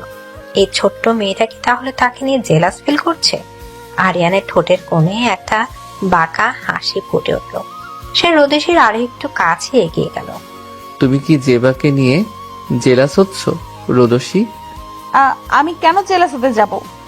কারণ তুমি আমার স্ত্রী, আর তোমার সম্পূর্ণ অধিকার আছে আমাকে নিয়ে জেলাস হওয়ার। জেবা আমার অতীত, আর তুমি আমার বর্তমান। আমার শার্টের বোতাম লাগানো বা খোলা, আমারটাই ঠিক করে দেওয়া, এই সব অধিকার এখন শুধু তোমার। আরিয়ানের এত কাছের উপস্থিতি, তার গভীর কণ্ঠস্বর আর চোখের মায়া রোদসীকে যেন মাতাল করে দিল। রোদসীর লজ্জায় আরিয়ানের চোখের দিকে তাকাতে পারছে না। তার বুকটা ধুকধুক করছে। আরিয়ান ধীরে ধীরে তার মুখটা রোদসীর মুখের একদম কাছে নিয়ে আসলো। রোদসী ভয় আর লজ্জায় চোখ বন্ধ করে ফেলল। আরিয়ান রোদসীর কপালে একটা দীর্ঘ আলতো চুমু খেল। রোদসীর সারা শরীরে একটা বিদ্যুৎ খেলে গেল। সে নিজেকে আর সামলাতে না পেরে আরিয়ানের শার্ট খামচে ধরে তার বিশাল বুকের ভেতর মুখ লুকালো। তুমি বড্ড ছোট রোদসী, কিন্তু আমার এই দুঃখ জীবনে তুমি যে বৃষ্টির মতো এসেছো সেটা তুমি নিজেও জানো না। আমাকে বিশ্বাস করো, আমি তোমাকে কখনো একা হতে দেব না। রোদসী কোনো কথা বলতে পারলো না, শুধু আরিয়ানের বুকের ভেতর আরো শক্ত করে নিজেকে লুকিয়ে ফেলল। বাইরে তখনও বৃষ্টি পড়ছে, আর লাইব্রেরির ওই অন্ধকার কোনায় দুটো অসমবয়সী মানুষের হৃদয় ধীরে ধীরে তৈরি হচ্ছে এক সুন্দর অনুভূতি। এদিকে সকাল গড়িয়ে দুপুর হয়ে যায়। আরিয়ান কলেজে চলে যাওয়ার পর বিশাল এই বাড়িটায় রোদসী নিজেকে বড্ড একা অনুভব করছে। তার ভেতরে একটা চাপা ভয় সারাক্ষণ কাজ করে। শাশুড়ি সুরাইয়া বেগম এবং যা তানিয়া তাকে একটু সহ্য করতে পারে না, এটা সে খুব ভালো করে বুঝে গেছে। রোদসী নিজের রুম থেকে ধীর পায়ে নিচে নেমে আসলো। ড্রয়িং রুমে হাসাহাসির শব্দ শুনে সে সেদিকে পা বাড়ালো। ড্রয়িং রুমে ঢুকতেই সে থমকে দাঁড়ালো। সোফায় তানিয়ার সাথে বসে আছে তার সৎ বোন নীলা। নীলা আপু, তুমি এখানে কেন রে? আমি এখানে আসতে পারি না? তুই বস্তি থেকে এক লাফে রাজপ্রাসাদে এসে পড়েছিস বলে কি আমাদের ভুলে গেলি? আরে নীলা, ও তো এখন আরিয়ান ভাইয়ার বউ। ওর তো এখন মাটিতে পা পড়ার কথা না। কাল রাতে তো ভাইয়া আমাদের সবার সামনে ওকে নিয়ে কি চিন্তাই না ক্রিয়েট করলো। আপু, তোমরা আমাকে ভুল বুঝছো। আমি তো নিজের ইচ্ছায়। তুই চুপ করবি রোদসী? তুই একটা লোভী মেয়ে। তুই ইচ্ছাকৃত ভাবেই আরিয়ান স্যারের সামনে ভালো মানুষের নাটক করেছিস, যাতে স্যার তোকে বিয়ে করতে বাধ্য হয়। তোর মা মরা মুখটা দেখলে সবারই মায়া লাগে, আর স্যার তো একটু বেশি দয়ালু। সেই সুযোগটাই তুই নিয়েছিস। নীলার কথাগুলো রোদসীর বুকে তীরের মতো বিঁধল। সে মাথা নিচু করে দিল। তার চোখের কোণায় পানি জমতে শুরু করেছে। ঠিক তখনই সুরাইয়া বেগম ড্রয়িং রুমে প্রবেশ করলেন। কি ব্যাপার তানিয়া, এই মেয়েটা আবার ড্রয়িং রুমে কি করছে? ওকে না আমি আমার চোখের সামনে আসতে নিষেধ করেছি? আম্মু, রোদাসির বোন এসেছে ওর সাথে দেখা করতে, তাই কথা বলছিল। ও, তো এরা এখন দলবল বেঁধে আমার বাড়িতে আসতে শুরু করেছে। ওই মেয়ে, তোমার বোনকে দেখেছো তো? এবার বিদায় হও, আর কখনো এ বাড়িতে পা রাখবে না। আন্টি, আমি তো শুধু রোদসীকে দেখতে। দেখেছি আমি তোমার বোন কেমন। তোমরা হচ্ছে রক্তচক্ষু যোগ। একবার যখন সুযোগ পেয়েছো পুরো বাড়ি লুটে পুটে খাবে। সুরাইয়া বেগমের কথা শেষ হতেই তানিয়া হঠাৎ করে যেন চমকে ওঠার ভান করলো। সে নিজের গলার দিকে হাত দিয়ে চিৎকার করে দিল। আম্মু, আমার গলার নেকলেসটা কই? আমি তো সকালে গোসল করার আগে টেবিলে রেখেছিলাম। কি বলছিস তানিয়া? তোর ওই হীরের নেকলেসটা যেটা তোর বাবা তোকে জন্মদিনে দিয়েছিল? হ্যাঁ আম্মু, আমি তো পুরো রুম খুঁজেছি, কোথাও পাইনি। ভেবেছিলাম হয়তো অন্য কোথাও রেখেছি, কিন্তু এখন তো আমার অন্য কিছু মনে হচ্ছে। তানিয়া কথাগুলো বলতে বলতে সন্দেহজনক দৃষ্টিতে রোদসীর দিকে তাকালো। সুরাইয়া বেগম আর নীলার দৃষ্টিও রোদসীর দিকে স্থির হলো। রোদসী ভয়ে এক পা পিছিয়ে গেল। তো তানিয়া ভাবি, আপনি আমার দিকে এইভাবে তাকিয়ে আছেন কেন? তুই ছাড়া এ বাড়িতে আর কে চুরি করবে? কাজের লোকজন তো 10 বছর ধরে কাজ করছে, আজ পর্যন্ত একটা সুতাও হারায়নি। আর তুই এই বাড়িতে পা দেওয়া 24 ঘন্টার পার হতে না হতে চুরি করেছিস? আম্মু, বিশ্বাস করুন, আমি চুরি করিনি। আমি তো তানিয়া ভাবির রুমে যাইনি। আমাকে আম্মু বলে ডাকবি না। তোর মতো রাস্তার মেয়ের মুখে আম্মু ডাক মানায় না। তানিয়া, চল ওর রুম চেক করব। সুরাইয়া বেগম রোদেশীর হাত শক্ত করে ধরে টেনে হিঁচড়ে দোতলায় আরিয়ানের রুমের দিকে নিয়ে যেতে লাগলেন। রোদেশী ব্যথায় কোকিয়ে উঠল। আম্মু প্লিজ, আমার হাতটা ছাড়ুন, ব্যথা লাগছে। আমি সত্যিই কিছু নেইনি। আপনারা চাইলে পুরো রুম চেক করতে পারেন। রুমে ঢুকে তানিয়া রোদেশীর আলমারি বিছানা সব উলটপালট করতে শুরু করে দিল। নীলা দরজার কাছে দাঁড়িয়ে বাঁকা হাসছে। রোদেশী ফ্লোরে বসে অঝরে কাঁদছে। হঠাৎ তানিয়া রোদেশীর কাপড়ের ব্যাগের ভেতর থেকে একটা চকচকে হীরার নেকলেস বের করে আনলো। এই তো আম্মু, দেখেছো? আমি বলেছিলাম না এই ছোট লোকের মেয়েটাই চুরি করেছে। তোর এত বড় সাহস! আরিয়ানের বউ হওয়ার অহংকারে তুই চুরি করতে শুরু করেছিস? আজ তোকে আমি বাড়ি থেকে ঘাড় ধাক্কা দিয়ে বের করে দেব। আম্মু, আমি আল্লাহর কসম খেয়ে বলছি, আমি এই নেকলেসটা কখনো চোখেও দেখিনি। এটা আমার ব্যাগে কিভাবে এলো আমি জানি না। আমাকে বের করে দেবেন না, আমার তো যাওয়ার কোনো জায়গা নেই। তোর মতো চোরকে আমার বাড়িতে এক মুহূর্ত রাখবো না। আরিয়ান আসার আগেই তোকে আমি ডাস্টবিনে ফেলে আসবো। এদিকে সুরাইয়া বেগম রাগে হিতাই জ্ঞান হারিয়ে রোদেশীকে সজোরে ধাক্কা দিলেন। রোদেশী ছিটকে এগিয়ে পড়লো ঘরের কোনায় রাখা একটা কাঁচের টেবিলের ওপর। বিকট শব্দে টেবিলটা ভেঙে চুরমার হয়ে গেল। কাঁচের তীক্ষ্ণ টুকরো রোদেশীর ডান পা এবং হাতের কনুইতে গভীর ভাবে ঢুকে গেল। রোদেশীর যন্ত্রণায় একটা তীক্ষ্ণ চিৎকার দিয়ে ফ্লোরে লুটিয়ে পড়ল। ফর্সা হাত পা বেয়ে ফিনকি দিয়ে রক্ত ছুটতে লাগলো। আন্টি, রক্ত বের হচ্ছে তো প্রচুর। মরুক, চুরি করার সময় মনে ছিল না? ওট বলছি। এদিকে সুরাইয়া বেগম আবার রোদেশী চুলের মুঠি ধরতে যাবেন, ঠিক সেই মুহূর্তে দরজায় একটা বজ্র কঠিন কণ্ঠস্বর বেজে উঠল। আম্মু।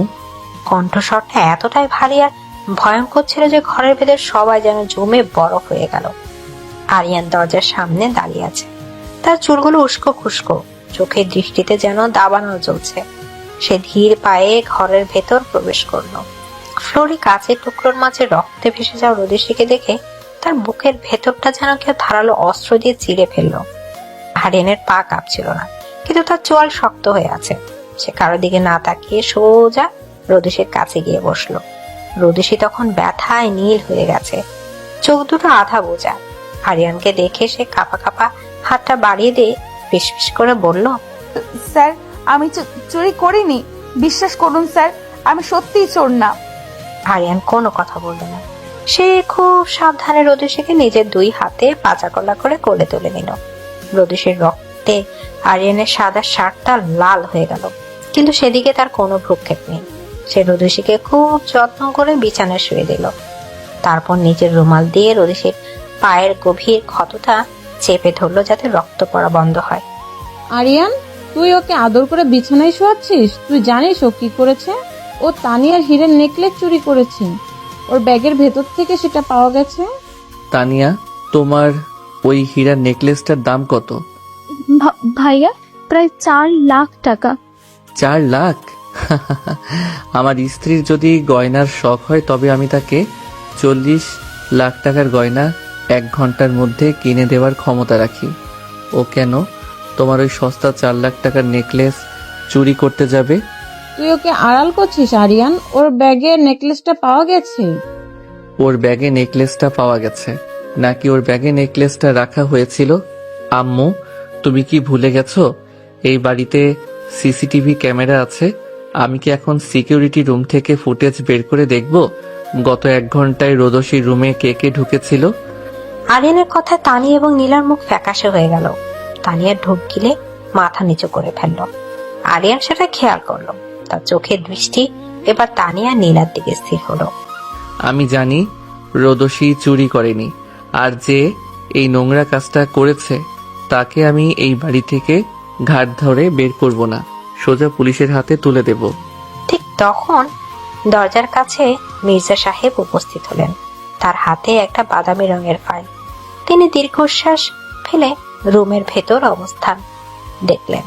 আরিয়ান ঠিকই বলেছে সুরাইয়া, রোদসীর চুরি করার কোনো প্রয়োজন নেই, কারণ রোদসী কোনো ভিখারির মেয়ে নয়। মানে কি বলছো তুমি এসব? আমি আজ সকালে আমার উকিলকে দিয়ে রোদসীর ফ্যামিলি ব্যাকগ্রাউন্ড চেক করিয়েছি। রোদসীর আসল বাবা মানে শফিক আহমেদ একসময় এই শহরের নামকরা বিজনেসম্যান ছিলেন।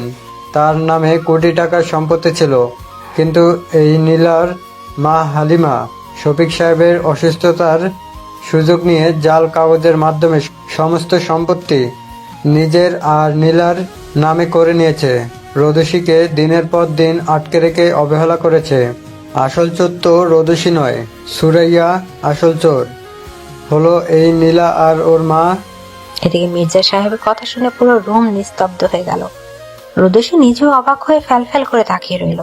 সে জানতো তার বাবার কিছু সম্পত্তি ছিল, কিন্তু সেটা যে এত বিশাল আর হালিমা যে এভাবে সব কেড়ে নিয়েছে সেটা তার ধারণার বাইরে ছিল। তুমি আমার বাড়িতে এসে আমার স্ত্রীকে চোর সাজানোর চেষ্টা করছো। তোমার মায়ের সেই জাল কাগজপত্রের খেলা শেষ করার জন্য আমার একটা ফোন কলই যথেষ্ট। তুমি এখনই আমার বাড়ি থেকে বের হবে, নাকি আমি পুলিশ ডাকবো? স্যার, আমাকে মাফ করে দিন, আমি আর কখনো আসবো না। আমি যাচ্ছি।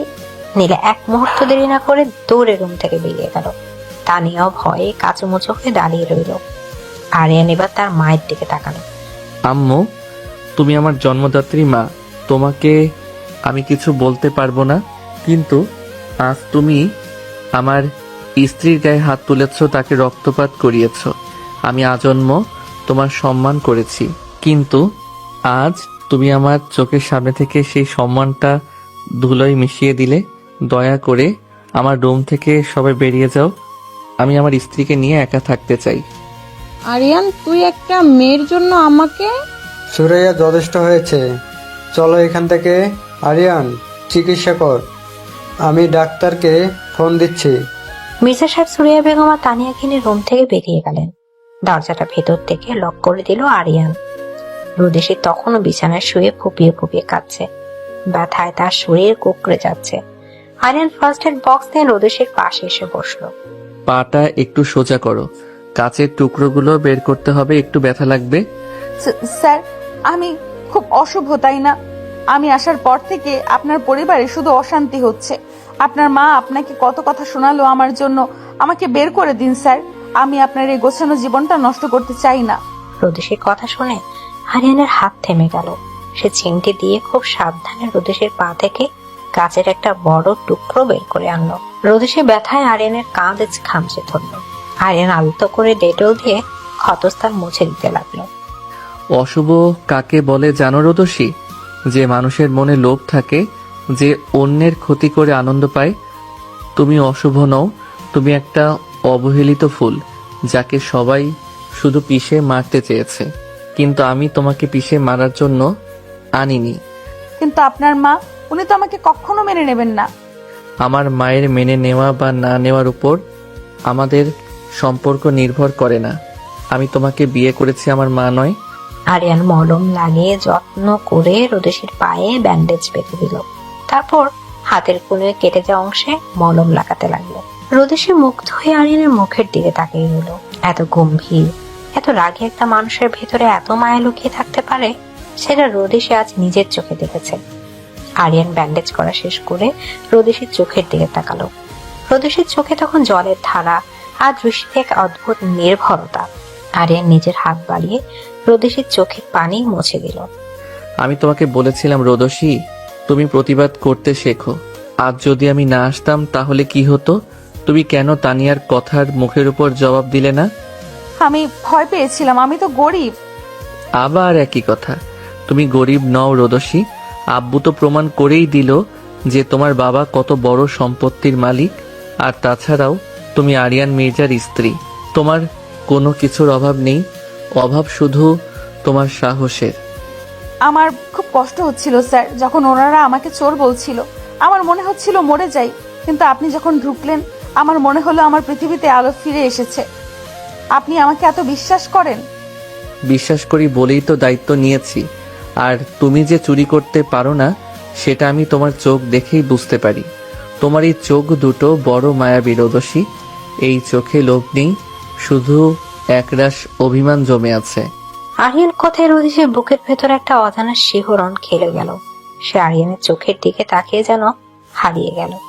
মানুষটার প্রতি তার যে ভয় ছিল সেটা কখন যেন গভীর এক শ্রদ্ধায় আর ভালো লাগায় পরিণত হয়েছে। রোদেশি নিজেই জানে না। আরিয়ান ধীরে ধীরে রোদেশির মাথার কাছে এগিয়ে আসলো। রোদেশি নিঃশ্বাস বন্ধ করে ফেলল। আরিয়ান আলতো করে রোদেশির কপালে ঠোঁট ছুঁয়ে দীর্ঘ একটা চুমু আঁকলো। রোদেশির চোখ বন্ধ করে ফেলল। ব্যথার মাঝেও তার বুকের ভেতর এক অদ্ভুত শান্তির বাতাস বয়ে গেল। আজ থেকে তুমি আর একা নও রোদসী। তোমার সব অভিমান, সব কষ্ট, সব ব্যথা আজ থেকে আমার। আমি থাকতে তোমার চোখের এক ফোঁটা পানিও কাউকে ঝরাতে দেব না। আপনি এত ভালো কেন? আমার মনে হয় আমি স্বপ্ন দেখছি। স্বপ্ন নয়, এটাই সত্যি। এখন চুপচাপ ঘুমাও। ডাক্তার এসে তোমাকে একটা পেইন কিলার ইনজেকশন দিয়ে যাবে। আমি তোমার পাশেই আছি। রোদেশি আরিয়ানের একটা হাত শক্ত করে ধরে বুকের কাছে জড়িয়ে রাখলো। আরিয়ান কোনো বাধা দিল না, বরং অন্য হাত দিয়ে রোদেশির মাথায় বিলিকিতে দিতে লাগলো। রোদেশির মনে হলো জীবনের সমস্ত ঝড়ঝনের মানুষটার বুকের ভেতরে সে শান্ত হয়ে যায়। সে পরম নিশ্চিন্তে চোখ বন্ধ করে ঘুমিয়ে পড়ল।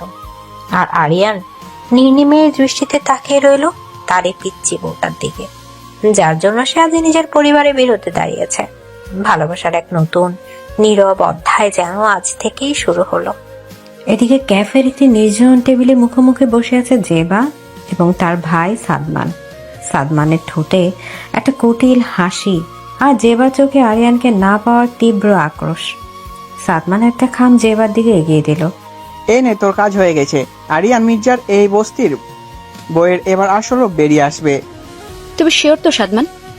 আরিয়ান কিন্তু খুব বুদ্ধিমান, ও সহজে কিছু বিশ্বাস করতে চায় না। আরে বোকা মেয়ে, এখানে এমন প্রমাণ আছে যে আরিয়ানের নিজের চোখকেও অবিশ্বাস করার উপায় নেই।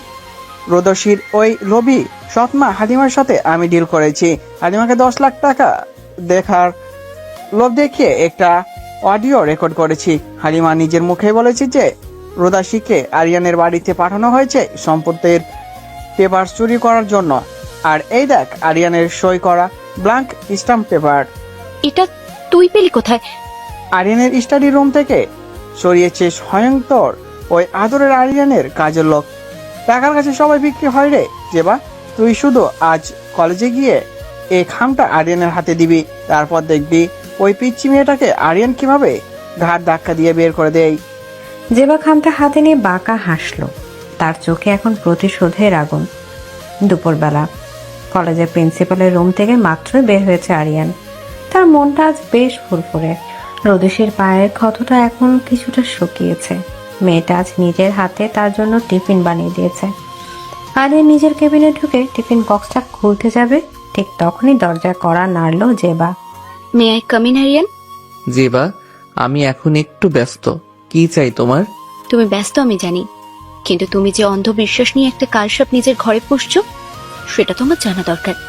Mind your language Zeba. তুমি কার সম্পর্কে কথা বলছো আশা করি তোমার খেয়াল আছে। রোদসী আমার স্ত্রী। স্ত্রী? যে স্ত্রী তোমার টাকার লোভে নিজের সৎমার সাথে মিলে তোমার স্টাডি রুম থেকে ব্যাংকের স্ট্যাম্প পেপার চুরি করতে পারে, সে তোমার স্ত্রী? আরিয়ান থমকে গেল।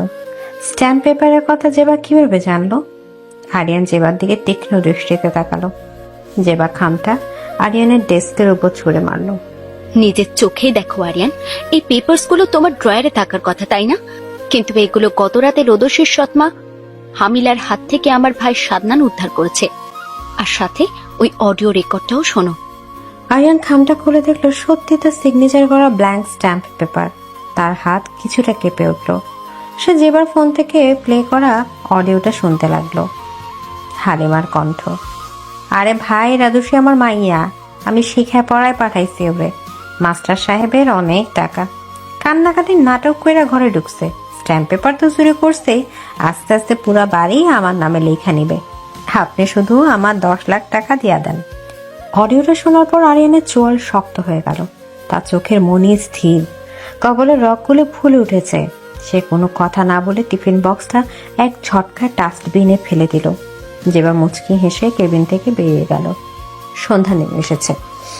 আরিয়ানের বিশাল ড্রয়িং রুমে পিনপতন নিস্তব্ধতা। রোদসী ড্রয়িং রুমের সোফায় বসে আরিয়ানের জন্য অপেক্ষা করছে। তার পায়ের ব্যথাটা এখনো আছে, ঘুরিয়ে হাঁটতে হয়। হঠাৎ সদর দরজার সজোরে খুলে ভেতরে প্রবেশ করলো আরিয়ান। তার চোখগুলো জবা ফুলের মতো লাল। আপনি এসেছেন? এত দেরি হলো যে আজ? আমি তো আপনার জন্য। রদসীর কথা শেষ হওয়ার আগে আরিয়ান সজোরে রদসীর হাতটা চেপে ধরল। রদসী ব্যথায় আর্তনাদ করে উঠল। স্যার, ব্যথা লাগছে। কি করছেন? ব্যথা লাগছে?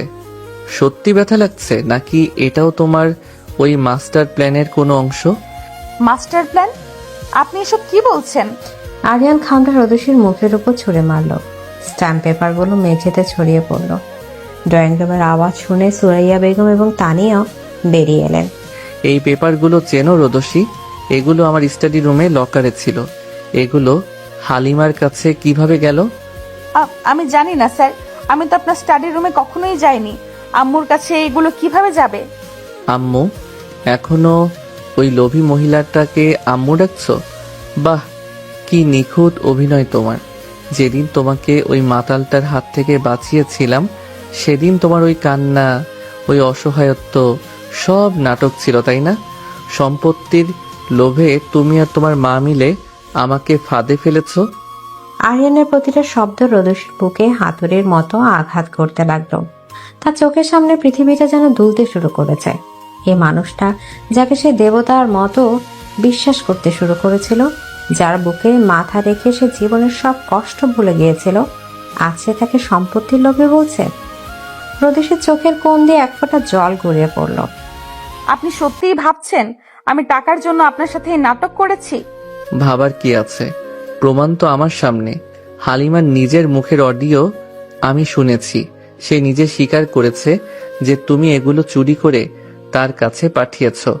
আমি তোমাকে বিশ্বাস করেছিলাম রোদসী, নিজের মায়ের বিরুদ্ধে গিয়ে তোমাকে আগলে রেখেছিলাম, আর তুমি আমার বিশ্বাসের এই মর্যাদা দিলে। আমি তো আগেই বলেছিলাম আরিয়ান, এই ছোট লোকের মেয়েগুলোর চোখে শুধু টাকা থাকে। তুই আমার কথা শুনিসনি। সেদিন তানিয়ার নেকলেসটা ওই চুরি করেছিল, তুই শুধু শুধু তানিয়াকে বকা দিলি। এদিকে রোদসী কোনো কথা বলল না।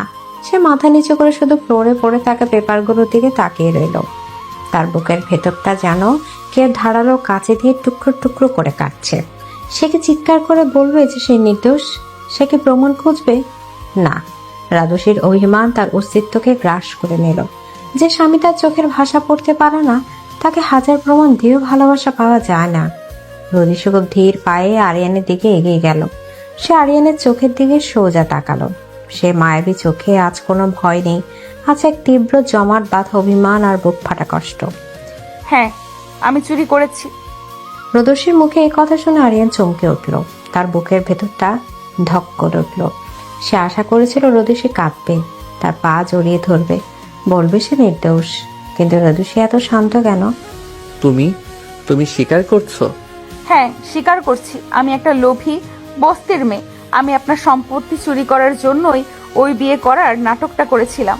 আমার মায়ের সাথে আমার চুক্তি ছিল, সব তো আপনি জেনে গেছেন, আর তো লুকানোর কিছু নেই। রোদসী কথাগুলো এমনভাবে বলছিল যেন তার ভেতর কোনো প্রাণ নেই, সে একটা রোবট। আরিয়ান রাগে কাঁপতে লাগলো। সে রোদসীর কাঁধ দুটো শক্ত করে চেপে ধরল। তুমি এত সহজে কথাগুলো বলে দিলে রোদসী? তোমার একটু বাদলো না? আমি তোমাকে কতটা ভালোবেসেছিলাম তুমি জানো না? ভালোবাসা? যে ভালোবাসা একটা অডিও আর কয়েকটা কাগজের টুকরোর উপর নির্ভর করে, সেই ভালোবাসার কোনো প্রয়োজন আমার নেই স্যার। আপনি আমাকে আশ্রয় দিয়েছিলেন, আমি আপনার কাছে চিরকৃতজ্ঞ, কিন্তু আমার চরিত্র নিয়ে যখন আপনি নিজেই প্রশ্ন তুলছেন, তখন আমার আর কোনো কৈফিয়ত দেওয়ার নেই। এদিকে রোদসী আরিয়ানের হাত দুটো নিজের কাঁধ থেকে আলতো করে সরিয়ে দিল। তারপর সে ধীর পায়ে খুঁড়িয়ে খুঁড়িয়ে সিঁড়ি বেয়ে উপরে উঠতে লাগলো। আরিয়ান স্তব্ধ হয়ে দাঁড়িয়ে রইল। তার রাগের আগুনে যেন কেউ এক বালতি বরফ জল ঢেলে দিয়েছে। রোদসীর শান্ত কণ্ঠ আর অদ্ভুত নীরবতা তাকে ভেতর থেকে কুড়ে কুড়ে খাচ্ছে। দেখলি তো আরিয়ান, নিজের মুখেই স্বীকার করলো মেয়েটা। আজই ওকে ঘাড় ধাক্কা দিয়ে বের করে দে। চুপ করো আম্মু, জাস্ট শাট আপ। কেউ একটা কথা বলবে না। আরিয়ান রাগে সোফায় লাথি মেরে নিজের স্টাডি রুমে ঢুকে দরজা আটকে দিল। কিছুক্ষণ পর রোদসী একটা ছোট্ট ব্যাগ হাতে নিয়ে নিচে নেমে আসলো। ব্যাগে তার শুধু সেই পুরনো লাল শাড়িটা আর দুটো সাধারণ জামা। আরিয়ানের দেয়া কোনো দামি কাপড় সে নেয়নি। কিরে, কোথায় চললি? বাড়ি থেকে বের হচ্ছিস? ভালোই হলো, আপদ বিদায় হলো। আমার যাওয়ার কোনো জায়গা নেই আম্মু, আর আপনার ছেলেই বলেছেন আমি ওনার স্ত্রী। উনি না বলা পর্যন্ত আমি এই বাড়ি ছেড়ে যাব না। তবে আমি ওনার ঘরেও আর থাকবো না। আপনাদের বাড়ির পেছনে যে স্টোর রুমটা আছে, আমি ওখানেই থাকবো। স্টোর রুমে? ওই ধুলোবালির মাঝে ইঁদুর তেলাপোকার সাথে থাকবি তুই? যার মনের ভেতর এত বড় অবিশ্বাস, তার রাজপ্রাসাদে থাকার চেয়ে ধুলোবালির স্টোর রুম অনেক ভালো। এদিকে রোদসী আর কারো কথার উত্তর না দিয়ে সোজা বাড়ির পেছনের অন্ধকার স্বেচ্ছিতে স্টোর রুমের দিকে চলে গেল। স্টোর রুমটা অনেকদিন পরিষ্কার করা হয় না। চারদিকে মাকড়সা, জাল, ধুলা, একটা ভাঙা চৌকি ছাড়া আর কিছু নেই। রোদসী সে চৌকির উপর নিজের ব্যাগটা রেখে ফ্লোরে বসে পড়ল। এতক্ষণ যে কান্নাটা সে আটকে রেখেছিল, এবার সেটা বাঁধ ভেঙে বেরিয়ে আসলো। রোদসী হাঁটুতে মুখ গুজে ডুকরে ডুকরে কাঁদতে লাগলো। তার পায়ের ক্ষতটা আবার রক্ত জমাট বেঁধে টনটন করছে, কিন্তু মনের ব্যথার কাছে শরীরের এই ব্যথা কিছুই না। রাত গভীর হলো, বাইরে ঝুম বৃষ্টি শুরু হয়েছে। আরিয়ান নিজের বিশাল বিছানায় একা শুয়ে ছটফট করছে। তার চোখের সামনে বারবার রোদসীর সে শান্ত অভিমানী মুখটা ভেসে উঠছে। রোদসীর বলা কথাগুলো তার কানে প্রতিধ্বনিত হচ্ছে। যে ভালোবাসা একটা অডিওর উপর নির্ভর করে। আরিয়ান উঠে বসলো। সে জানে যেবার দেয়া প্রমাণগুলো জোরালো, কিন্তু তার মন মানতে চাইছে না। রোদসীর ওই মায়াবী চোখ দুটো কখনো মিথ্যা বলতে পারে না। আরিয়ান রুম থেকে বেরিয়ে নিচে আসলো। পুরো বাড়ি নিস্তব্ধ। সে ফাহাদের রুমের পাশ দিয়ে যাওয়ার সময় ফাহাদের গলা শুনতে পেল। হ্যাঁ ভাই, আমি দেখেছি সেন্টার রুমে ভাবি আছে, কিন্তু ভাইয়া যা রেগে আছে আমি তো সাহস করে কিছু বলতে পারছি না। ভাবির তো এমনিতে জ্বর ছিল, তার উপর সেন্টার রুমের যা অবস্থা। ফাহাদের কথা শুনে আরিয়ানের বুকের ভেতরটা ধক করে উঠল। রোদসী স্টোর রুমে এই ঠান্ডায়? আরিয়ান এক মুহূর্ত দেরি করলো না। সে দৌড়ে বাড়ির পেছনের দিকে স্টোর রুমের কাছে গেল। স্টোর রুমের দরজাটা ভেরানো ছিল। আরিয়ান দরজা ঠেলে ভেতরে ঢুকলো। ভেতরের ভ্যাবসা গন্ধ আর অন্ধকারে তার দম বন্ধ হয়ে আসার উপক্রম। সে ফোনের ফ্ল্যাশ লাইট জ্বালিয়ে দেখলো ভাঙা চৌকির এক কোনায় রোদসী গুটিসুটি মেরে পড়ে আছে। মেয়েটার শরীর থরথর করে কাঁপছে। রোদসী? আরিয়ান দৌড়ে গিয়ে রোদসীর পাশে বসলো। সে রোদসীর কপালে হাত রাখতেই আটকে উঠল। রোদসীর শরীর জ্বরে পড়ে যাচ্ছে, একদম আগুনের মতো গরম। মেয়েটার শ্বাস প্রশ্বাস খুব দ্রুত চলছে। রোদসী, চোখ খোলো। রোদসী, তাকাও আমার দিকে। আমাকে তাড়িয়ে দেবেন না স্যার, আমি চুরি করিনি। আমি সত্যি আপনার কোনো ক্ষতি করতে চাইনি। রোদসীর এই অসংলগ্ন কথাগুলো শুনে আরিয়ান চোখ ফেটে জল বেরিয়ে আসলো। যে মানুষটা কখনো কাঁদে না, যার পাথরের মতো হৃদয়, সে আরিয়ানের গলা পেয়ে আজ অঝরে পানি ছুটছে। সে বুঝতে পারল সে কত বড় ভুল করেছে। যেবার ফাঁদে পা দিয়ে সে নিজের সবচেয়ে পবিত্র জিনিসটাকে কষ্ট দিয়েছে। আমি জানি রোদসী, আমি জানি তুমি কিছু করনি। আমাকে মাফ করে দাও। আমার মতো একটা পশুর তোমার মতো একটা দেবীকে ভালোবাসার কোনো যোগ্যতা নেই। আরিয়ান রোদসীকে পাচাকলা করে কোলে তুলে নিল। রোদসীর মাথাটা আরিয়ানের বুকের ওপর ঢলে পড়ল। আরিয়ান দ্রুত পায়ে তাকে নিয়ে নিজের রুমে আসলো। রোদসীকে বিছানায় শুয়ে দিয়ে সে কাঁপা কাঁপা হাতে ড্রয়ার থেকে থার্মোমিটার বের করলো। জ্বর 104 ডিগ্রি। আরিয়ান সাথে সাথে ডাক্তারকে ফোন করলো।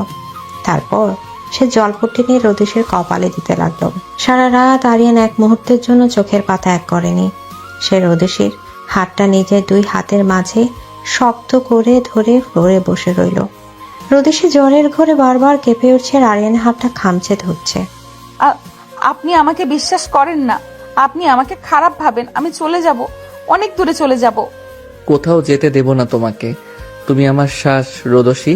আমি মরে গেলেও তোমাকে আমার কাছ থেকে দূরে যেতে দেব না। তুমি শুধু একবার সুস্থ হয়ে ওঠো, আমি দুনিয়ার সব প্রমাণ তোমার পায়ের কাছে এনে মিথ্যে প্রমাণ করে দেব। এদিকে ভোরের আলো যখন ফুটতে শুরু করেছে তখন রোদসীর জ্বরটা কিছুটা কমলো। সে খুব ধীর গতিতে চোখ মেলে তাকালো। সে দেখলো আরিয়ান তার বিছানার পাশে ফ্লোরে বসে আছে। মানুষটার চোখ দুটো লাল, সারা রাত জাগার ক্লান্তিতে মুখটা ফ্যাকাশে। আরিয়ানের এক হাত দিয়ে রোদসীর হাতটা শক্ত করে ধরা আর অন্য হাত রোদসীর কপালের উপর রাখা। রোদসী একটু নড়তে আরিয়ানের ঘোর কাটলো। সে রোদসীর দিকে তাকালো। দুজনের চোখাচোখি হলো। দীর্ঘ একটা নীরবতা। কেউ কোনো কথা বলছে না, কিন্তু তাদের চোখের ভাষা হাজারটা না বলা কথা বলে দিচ্ছে। আরিয়ানের চোখে তীব্র অনুশোচনার বুক ফাটা ভালোবাসা, আর রোদসীর চোখে সেই জমাট বাঁধা অভিমান। কষ্ট হচ্ছে খুব? আপনি আমার ঘরে কেন? আমি তো স্টোর রুমে ছিলাম। রোদসী, প্লিজ আমাকে আর শাস্তি দিও না। আমি ভুল করেছি। আমি বুঝতে পারিনি জেবা আর হালিমার ওই নোংরা চক্রান্তটা। আমি বিশ্রাম নেব স্যার। আপনি আপনার স্টাডি রুমে গিয়ে সম্পত্তির পেপারসগুলো পাহারা দিন। আমি তো চোর, কখন আবার কি চুরি করে নেই। রোদসীর কথাগুলো আরিয়ানের বুকে তীরের মতো বিঁধল। সে বুঝতে পারলো শারীরিক জ্বরের চেয়ে রোদসীর মনের জ্বরটা অনেক বেশি। এই অভিমানের পাহাড় ভাঙা এত সহজ হবে না। আরিয়ান কোনো কথা না বলে শুধু রোদসীর কপালে একটা দীর্ঘ আলতো চুমু খেলো। তুমি রেস্ট নাও, আমি আসছি। আরিয়ান রুম থেকে বেরিয়ে গেল। তার চোখের দৃষ্টি এখন আবার সে আগের মতো ভয়ঙ্কর শীতল। যে বা যারা তার এই পিচ্ছি বউটার চোখের জলের কারণ হয়েছে, আজ তাদের কারণেই সে ছাড়বে না। আজ তাদের কাউকেই সে ছাড়বে না। শুরু হতে চলেছে এক ভয়ঙ্কর বদলার খেলা, আর তার মাঝে লুকিয়ে থাকা এক শুদ্ধতম ভালোবাসার জয়। এদিকে সকালে আকাশটা আজ ভীষণ থমথমে। কালো মেঘে ঢেকে আছে চারপাশ। আরিয়ানের স্টাডি রুমের দরজা ভেতর থেকে বন্ধ। সারা রাত সে রোদসীর শিউরে বসে কাটিয়েছে। ভোরের দিকে রোদসীর জ্বর কিছুটা কমলে সে সোজা স্টাডি রুমে চলে আসে। তার মাথায় এখন শুধু একটা জিনিসই ঘুরছে, রোদসীর চোখের এই জমাট বাঁধা অভিমান। আরিয়ান তার বন্ধু এবং পুলিশ অফিসার ইমরানকে ফোন করলো। ইমরান, আমি তোকে কিছু ডিটেলস পাঠাচ্ছি। জেবা আর সাদমানের পাস্ট কল রেকর্ডস আর রোদসীর সৎমা হালিমার ব্যাংক স্টেটমেন্ট। আমার এক্ষুনি সব ক্লিয়ারেন্স চাই। দোস্ত, তুই শান্ত হ, আমি দেখছি। তুই কি কিছু সন্দেহ করছিস? সন্দেহ না ইমরান, আমি নিশ্চিত ওরা আমার দুর্বলতার সুযোগ নিয়ে আমার সবচেয়ে দামি জিনিসটায় আঘাত করেছে। আমি ওদের কাউকে ছাড়বো না। তুই ফোর্স নিয়ে হালিমার বস্তিতে যা, আমি আসছি। আরিয়ান ফোনটা কেটে দিয়ে বেরিয়ে আসলো। ঠিক তখন সে দেখলো জেবা ড্রয়িং রুমে বসে আছে, সুরাইয়া বেগমের সাথে হাসি মুখে চা খাচ্ছে। আরিয়ানের চাচা জালাল সাহেবও সেখানে উপস্থিত। আরিয়ানকে দেখে জেবা উঠে দাঁড়ালো। Good morning Aryan. রোদসী, কেমন আছো? কাল শুনলাম ওর নাকি খুব জ্বর। আসলে চুরি ধরা পড়লে ভয় তো একটু লাগবেই, তাই না? আরিয়ান কোনো কথা না বলে ধীর পায়ে জেবার দিকে এগিয়ে গেল। তার নীরবতা দেখে ড্রয়িং রুমের সবাই কিছুটা অবাক হলো। আরিয়ান জেবার ঠিক সামনে গিয়ে দাঁড়ালো। তার চোখের দৃষ্টি এতটাই ভয়ঙ্কর ছিল যে জেবা এক পা পিছিয়ে গেল। তুমি আমার বাড়িতে এসে আমার স্ত্রীর নামে কথা বলার সাহস কোথায় পাচ্ছ জেবা? আরিয়ান, আমি তো সত্যি কথাই বলছি। কাল তো তুমি নিজেই দেখলে। কি দেখলাম আমি? কয়েকটা কাগজ আর একটা বানানো অডিও। তুমি ভেবেছ আরিয়ান মির্জা এত বোকা যে তোমার এই সস্তা চালে পা দেবে? আরিয়ান, তুই জেবার সাথে এভাবে কথা বলছিস কেন? ও তো আমাদের চোখ খুলে দিয়েছে। ওই বস্তির মেয়ে যে লোভী সেটা প্রমাণিত। প্রমাণিত? আম্মু, তুমিও এই ফাঁদে পা দিলে? ঠিক আছে, প্রমাণ যখন দেখতেই চাও তাহলে আসল প্রমাণটাই দেখো। আরিয়ান পকেট থেকে তার ফোনটা বের করে ড্রয়িং রুমে স্মার্ট টিভির সাথে কানেক্ট করলো। টিভিতে একটা ভিডিও প্লে হলো। ভিডিওতে দেখা যাচ্ছে হালিমার বস্তির ঘর। ইমরান এবং আরো কয়েকজন পুলিশ হালিমাকে জেরা করছে। হালিমা ভয়ে কাঁপতে কাঁপতে সব সত্যি বলে দিচ্ছে। হালিমার কণ্ঠ, স্যার আমারে ছাইরা দেন, আমি কিছু করি নাই। ওই জেবা ম্যাডাম আর সাদমান আয়েশা আমারে 10 লাখ টাকা দিছিল। ওরা বলছিল একটা অডিও রেকর্ড কইরা দিতে, যেটাতে আমি কোমর রোদসী পেপার চুরি করছে। আর এই পেপারগুলো তো সাদমান নিজে চুরি করাইছে এই বাড়ির কাজের লোক দিয়া। আমি তো শুধু টাকার লোভে ম্যাডামের কথা সায় দিছিলাম। আমারে মাফ করে দেন স্যার। আর আর জালাল সাহেবও এটার লগে জড়িত। উনি সাদমানদের বুদ্ধি দিছিল কেমনে পেপার সরাইতে হইব। ভিডিওটা শেষ হতে পুরো ড্রয়িং রুমে কবরের মতো নীরবতা নেমে আসলো। সুরাইয়া বেগমের মুখ ফ্যাকাশে হয়ে গেছে। তানিয়া ভয় কাঁপছে। জালাল সাহেবের কপালে বিন্দু বিন্দু ঘাম ঝলতে শুরু করেছে। জেবা তো ভয়ে পাথর হয়ে গেছে। আরিয়ান, এই মহিলা মিথ্যা বলছে। আমি তো তোর আপন চাচা। আমি কেন এমন করব? আপন চাচা? সম্পত্তির লোভে তুমি আমার স্ত্রীর গায়ে চোরের তকমা লাগিয়েছ। তুমি জানো না আমি কে? তুমি আর ওই জেবা মিলে আমার রোদসীর নামে মিথ্যা অপবাদ দিয়েছ, যার কারণে আজ সে জ্বরে পড়ছে। আরিয়ান, ছাড় আমাকে, আমি বড়। চুপ, একদম চুপ। ইমরান অলরেডি সাদমান আর হালিমাকে অ্যারেস্ট করেছে। পুলিশ আসছে তোমাকে আর এই জেবাকে নিয়ে যেতে। আরিয়ান প্লিজ, আমি তোমাকে ভালোবাসতাম। আমি শুধু ওই মেয়েটাকে তোমার জীবন থেকে সরাতে চেয়েছিলাম। আমাকে জেলে দিও না প্লিজ। ভালোবাসা? এটাকে তুমি ভালোবাসা বলো? তুমি একটা সাইকোপ্যাথ। Get out. পুলিশ তোমাকে রাস্তা থেকে তুলবে। আমার বাড়ির ফ্লোর তোমার নোংরা পায়ে অপবিত্র করবে না। বেরো এখান থেকে। জেবা জালাল সাহেব মাথা নিচু করে অপমানিত হয়ে বাড়ি থেকে বেরিয়ে গেল। সুরাইয়া বেগম সোফায় থপ করে বসে পড়লেন। তার চোখে এখন অনুশোচনার জল। আরিয়ান, আমাকে মাফ করে দে বাবা। আমি ওই জেবার কথা বিশ্বাস করে রোদসীকে এত কষ্ট দিলাম। ও কাল কতকবার বলল ও চুরি করেনি, আমি শুনিনি। আমি খুব বড় পাপ করেছি। আম্মু, তুমি শুধু ওকে কষ্ট দাওনি, তুমি ওর আত্মসম্মানে আঘাত করেছ। আর আমি তো ওর স্বামী। আমি কিভাবে পারলাম ওকে 1 সেকেন্ডের জন্য হলেও অবিশ্বাস করতে? এই পাপের কোনো ক্ষমা নেই। এদিকে আরিয়ান আর এক মুহূর্ত সেখানে দাঁড়ালো না। সে দৌড়ে সোজা দোতলা নিজের রুমের দিকে গেল। রুমে ঢুকে সে দেখলো রোদেশী বিছানায় নেই। তার বুকটা ধক করে উঠল। সে ওয়াশরুম, ব্যালকনি সবখানে খুঁজলো, রোদেশী কোথাও নেই। আরিয়ান পাগলের মতো নিচে নামতে যাবে, ঠিক তখনই সে দেখলো স্টোর রুমের দরজাটা খোলা। সে দৌড়ে স্টোর রুমে গেল। সেখানে রোদেশী তার সেই পুরনো লাল শাড়িটা পরে ফ্লোরে বসে নিজের ছোট্ট ব্যাগটা গোছাচ্ছে। মেয়েটার মুখ ফ্যাকাশে, জ্বরের দুর্বলতায় হাত কাঁপছে। রোদসী, এসব কি করছো তুমি? ব্যাগ গোছাচ্ছি স্যার, আমি চলে যাব। কোথায় যাবে? তোমার জ্বর এখনো কমেনি। আর আমি তো সব সত্যি জেনে গেছি। জেবা, হালিমা, জালাল চাচা সবার পর্দা ফাঁস হয়ে গেছে। পুলিশ ওদের অ্যারেস্ট করেছে। আম্মুও নিজের ভুল বুঝতে পেরেছে। তোমাকে আর কেউ কিছু বলবে না। প্লিজ আমার রুমে চলো। সত্যিটা তো আপনি জেনেছেন প্রমাণ পাওয়ার পর, তাই না স্যার? রোদেশীর এই একটা কথা আরিয়ানের বুকের ভেতর তীরের মতো বিঁধল। আরিয়ান থমকে গেল। জেবা ম্যাম যখন প্রমাণ এনেছিলেন তখন তো আপনি 1 সেকেন্ডও ভাবেননি যে আপনার এই পিচ্চি স্টুডেন্টটা এমন করতে পারে কিনা। আপনি তো সোজা এসে আমার দিকে কাগজগুলো ছুঁড়ে মেরেছিলেন। আপনি তো আমাকে জিজ্ঞেস করার প্রয়োজন মনে করেননি। আমি ভুল করেছি রোদসী। আমি রাগের মাথায় হিতাহিত জ্ঞান হারিয়ে ফেলেছিলাম। তুমি আমাকে যে শাস্তি দিতে চাও দাও, কিন্তু আমাকে ছেড়ে যাওয়ার কথা বলো না। আমি মরে যাব রোদসী। আপনি মারবেন কেন? আপনি তো বিশাল এক সাম্রাজ্যের রাজা, আর আমি তো একটা রাস্তার মেয়ে। আমার তো কোনো আত্মসম্মান থাকতে নেই, তাই না? আপনাদের যখন ইচ্ছে হবে আমাকে বুকে টেনে নেবেন, আর যখন সন্দেহ হবে তখন ঘাট ধাক্কা দিয়ে স্টোর রুমে পাঠিয়ে দেবেন। রোদসী, প্লিজ এমন করে বলো না। আমি তোমার পা ধরে ক্ষমা চাইছি। আরিয়ান সত্যি সত্যি রোদেশীর পা ধরতে গেলে রোদেশী পিছিয়ে গেল। তার চোখের দৃষ্টিতে এক জমাট বাঁধা কষ্ট। আপনি আমার শিক্ষক স্যার, আমার স্বামী। আপনি পা ধরলে আমার পাপ হবে, কিন্তু আমি আর এই দম বন্ধ করা রাজপ্রাসাদে থাকতে পারবো না। আমি আপনাদের এই উঁচু স্তরের মানুষগুলোর নোংরা খেলা বুঝতে পারি না। আমি বড্ড সাধারণ, আমাকে মুক্তি দিন। না, আমি তোমাকে কোনো মুক্তি দেব না। তুমি আমার স্ত্রী, তুমি এই বাড়ি থেকে কোথাও যাবে না। আপনি জোর করতে পারেন, আপনার তো অনেক ক্ষমতা, কিন্তু জোর করে আপনি আমার শরীরটা আটকে রাখতে পারবেন, আমার মনটা আর কখনো পারবেন না। এদিকে রোদেশের কথায় আরিয়ান স্তব্ধ হয়ে গেল। মেয়েটার এত অভিমান! আরিয়ানের মনে হলো কেউ যেন তার শ্বাসটা কেড়ে নিচ্ছে। রোদেশি ব্যাগটা হাতে নিয়ে খুঁড়িয়ে খুঁড়িয়ে স্টোর রুম থেকে বেরিয়ে আসলো। আরিয়ান ফ্লোরে বসে ফ্যাল করে তাকিয়ে রইল। সে কি করবে বুঝতে পারছে না। রোদেশি ড্রয়িং রুমে পার হয়ে মেইন গেটের দিকে এগোতে লাগলো। সুরাইয়া বেগম দৌড়ে এসে রোদেশির পথ আটকালেন।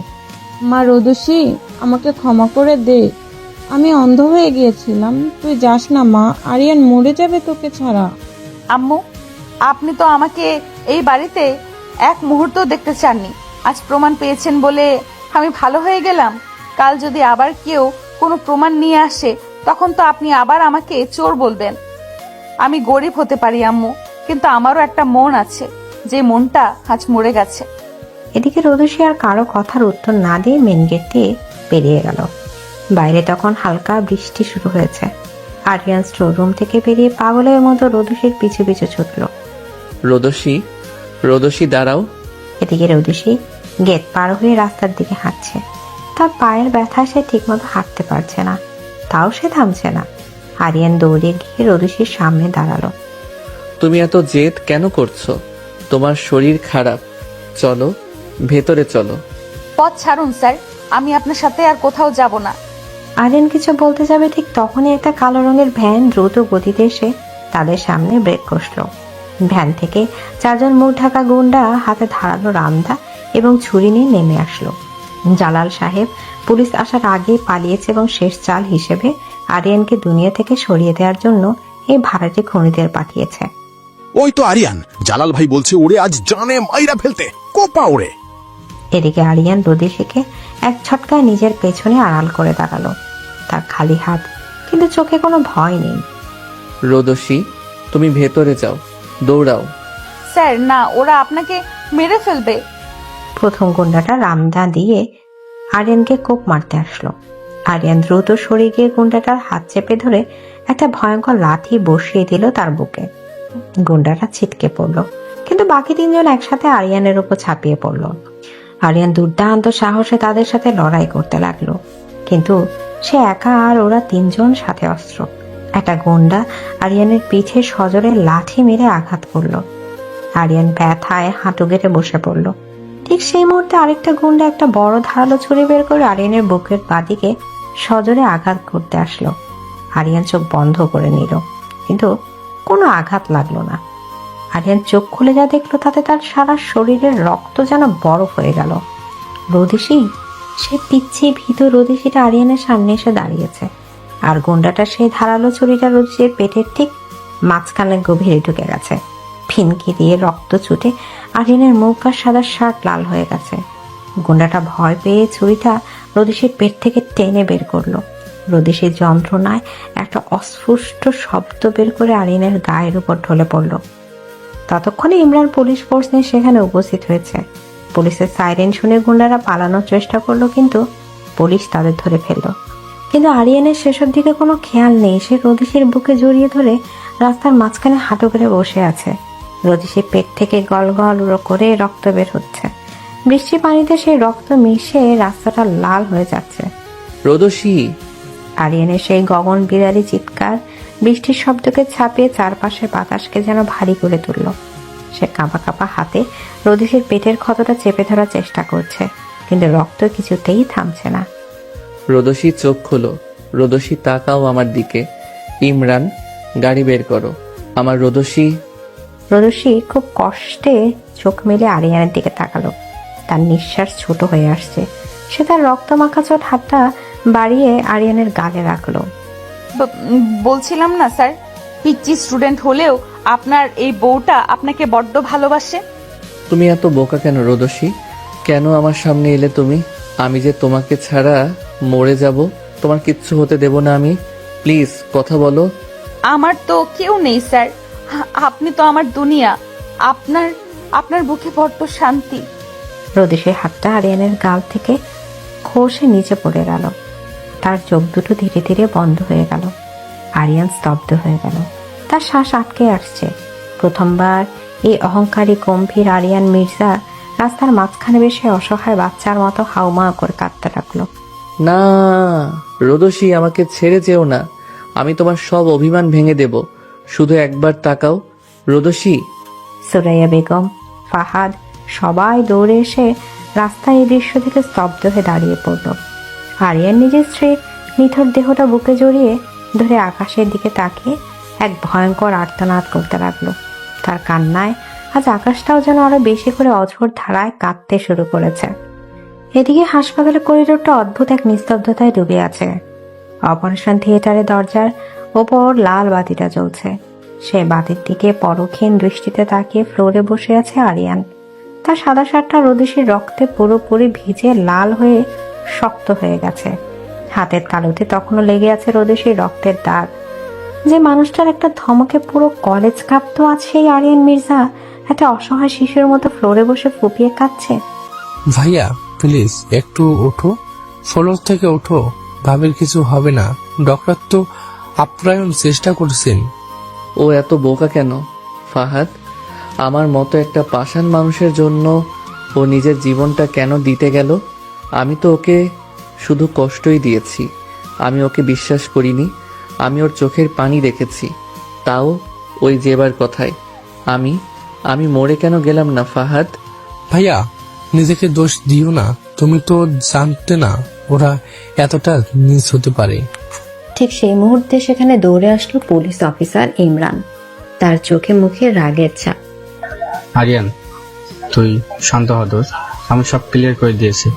জালাল, হালিমা আর ওই জেবাকে আমি লকআপে এমন 3rd ডিগ্রি দিয়েছি যে ওরা জীবনে আর কারোর দিকে চোখ তুলে তাকানোর সাহস পাবে না। জালালের যাবজ্জীবন হবে, আর জেবা আর হালিমারও অন্তত 10 বছরের জেল। 10 বছর? আমার রোদসীর শরীর থেকে যে পরিমাণ রক্ত আজ রাস্তায় ঝরেছে, তার এক একটা ফোঁটার জন্য আমি ওদের তিলে তিলে মারব। আমার রোদসীর যদি কিছু হয় ইমরান, আমি আইন নিজের হাতে তুলে নেব। আরিয়ানের কথা শেষ হওয়ার আগে অপারেশন থিয়েটারের লাল বাতিটা নিভে গেল। ডক্টর মাস্ক খুলতে খুলতে বাইরে এলেন। আরিয়ান পাগলের মতো ডক্টরের সামনে গিয়ে দাঁড়ালো। ডক্টর, আমার স্ত্রী, আমার রোদসী কেমন আছে? ও চোখ খুলেছে? মিস্টার আরিয়ান, আপনি লাকি যে ছুরিটা কোনো মেজর অর্গানে আঘাত করেনি, তবে প্রচুর ব্লিডিং হয়েছে। আমরা রক্ত দিয়েছি। পেশেন্ট এখন আউট অফ ডেঞ্জার, তবে উনি এখন সেন্সলেস। জ্ঞান ফিরতে কয়েক ঘন্টা সময় লাগবে। আলহামদুলিল্লাহ। আমি কি ওকে একটু দেখতে পারি প্লিজ? হ্যাঁ, কিন্তু খুব অল্প সময়ের জন্য। পেশেন্ট খুব দুর্বল। আরিয়ান পাগলের মতো ডক্টরের সামনে গিয়ে দাঁড়ালো। আরিয়ান ধীর পায়ে আইসিইউর ভেতর প্রবেশ করলো। চারদিকে মেশিনের শব্দ। সাদা বিছানায় শুয়ে আছে রোদসী। মেয়েটার মুখটা ফ্যাকাশে, ঠোঁটে কোনো রক্ত নেই, হাতে স্যালাইনের সুচ ফোটানো। আরিয়ান কাঁপা কাঁপা হাতে একটা স্টুল টেনে রোদসীর শিউরে বসলো। সে খুব সাবধানে রোদসীর একটা হাত নিজে 2 হাতের মাঝে নিয়ে তাতে মুখ গুজে দিল। রোদসী, আমার পিচ্চি বউ, আমাকে মাফ করে দাও। আমি তোমাকে আর কোনো দিন অবহেলা করব না। তুমি চোখ খোলো।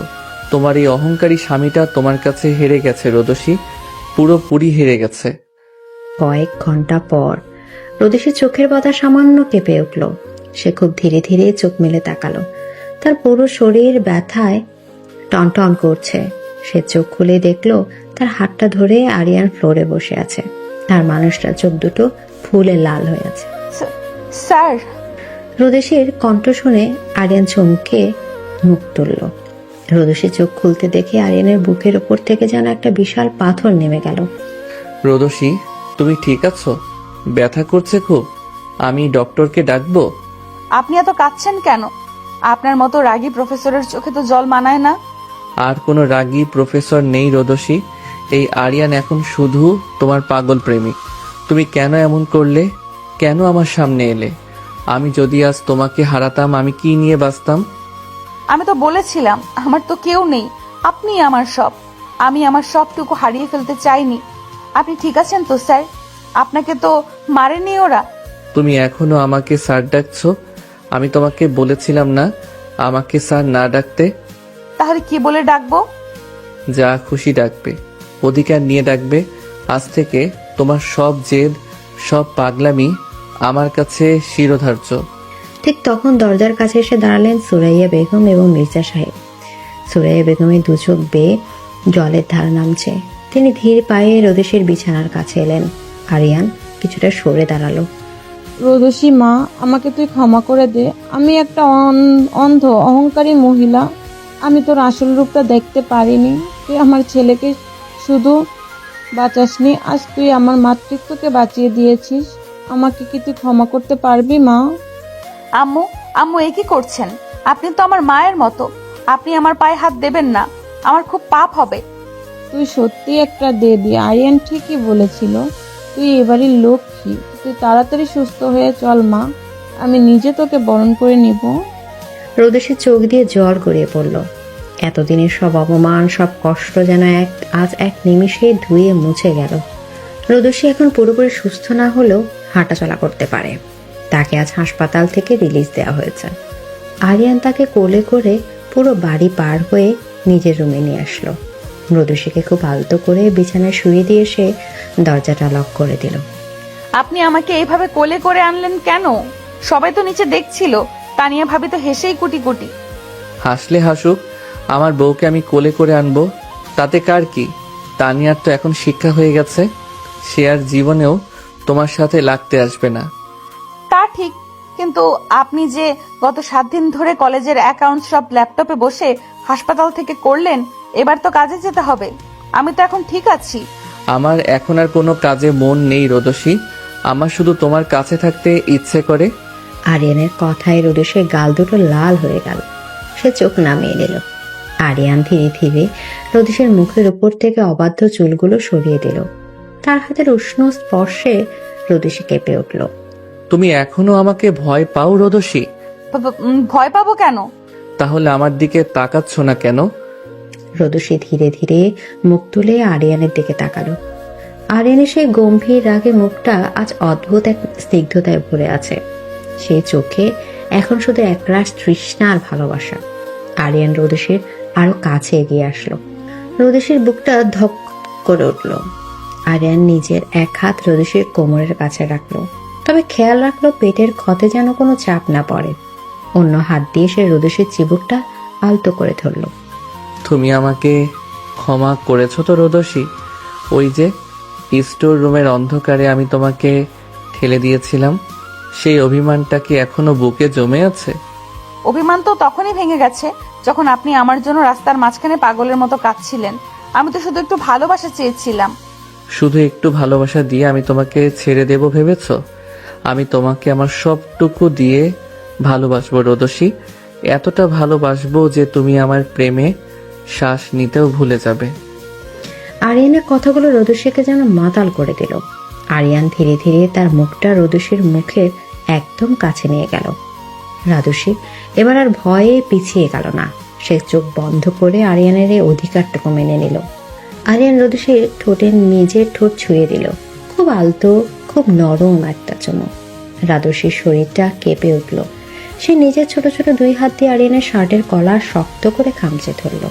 আরিয়ান রোদসীর এই নীরব সম্মতিতে আরো কিছুটা সাহসী হয়ে উঠল। দীর্ঘ কয়েক মিনিট পর আরিয়ান রোদসীকে ছেড়ে দিল। দুজনেরই শ্বাস প্রশ্বাস দ্রুত চলছে। রোদসী লজ্জায় আরিয়ানের বুকের ভেতর মুখ লুকিয়ে ফেলল। আমার পিচ্চি বউটার দেখি অনেক লজ্জা। আপনি খুব অসভ্য হয়ে গেছেন। আগে তো সারাক্ষণ শুধু ধমকাতেন, আর এখন? এখন কি? এখন বড্ড বেশি রোমান্টিক হয়ে গেছেন।